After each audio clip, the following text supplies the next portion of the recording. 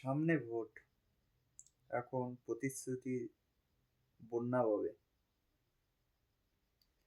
আগেরবার নরেন্দ্র মোদী বলেছিল,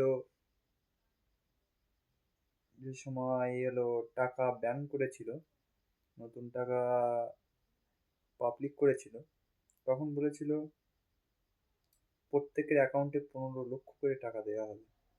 সেই 15 লক্ষ টাকা কোথায় আছে? তাহলে কালো টাকা উদ্ধার হয়নি? 2 বছরে 2 কোটি করে চাকরি বিজেপি প্রতিশ্রুতি দিয়েছিল, কোথায় সেই 2 কোটি চাকরি? বিজেপি নিজেদের এই ব্যর্থতা ঢাকতে হিন্দু মুসলমান করছে।